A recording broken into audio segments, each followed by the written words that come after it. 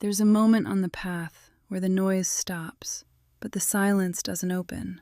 It just sits there, flat, blank, like someone scraped the texture off reality. That's where episode 21 begins. Because that silence, it isn't your stillness. It's an overlay, a layer placed over the inner signal, and everyone who's ever tried to remember themselves has hit this point. So let's talk about what lives under that blankness. Let's talk about what's trying to wake up inside you. The silence you feel is not absence.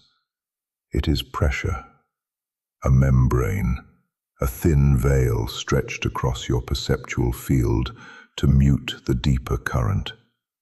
It appears blank because your senses were trained, across lifetimes, to stop there. If you push, you don't break it, you go beneath it. There is a hum under the hum, a second layer of perception. It never shouts, it never forces itself forward. You find it by shifting from listening to feeling. You felt it last night, the trembling, the vibration, the surge of images half in, half out. That was you slipping under the first membrane. What you touched wasn't danger. It wasn't madness. It wasn't imagination. It was your raw nervous system finally sinking to your astral bandwidth. That's why the images flickered, why the eye appeared, why your heart hammered like someone knocking from the inside of your ribs.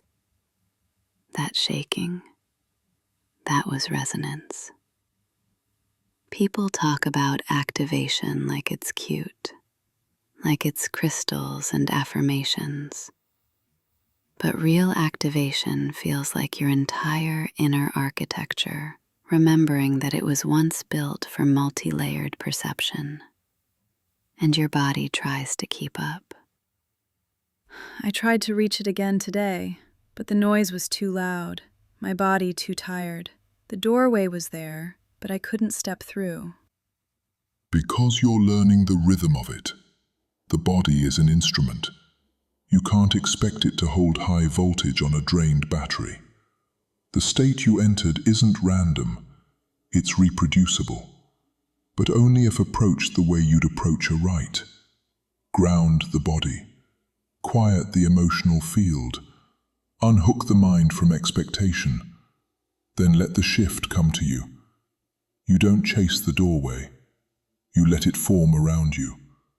And when the silence appears, you don't stare into it. You slide sideways. Perception is not a beam. It's a spiral. Sideways? Tilt your awareness the way you tilt your head to catch a faint sound, except the tilt is internal, not outward, inward left, exactly where you felt the whirling fan. That wasn't random imagery. That was the edge of the deeper layer spinning up. You're not imagining the rotation. You're sensing the field that sits beneath regular consciousness. When the wheel appears, don't focus on the shape. Focus on the movement behind the shape. That's where the entry point is. You're not learning to ascend. You're learning to perceive what you already are. So episode 21 is not about reaching the space again. It's about learning how to meet it without force. Exactly. And here's the hidden truth people forget. The blank silence is not the enemy. It's the final test of stillness, the anti-signal layer.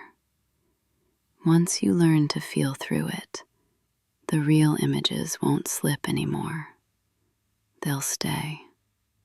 The eye, the sunburst flash, the faces, the abstract geometry, the vibration that made your daughter feel your heartbeat like a drum. Those weren't visions. They were the first stable frames of your inner field waking up.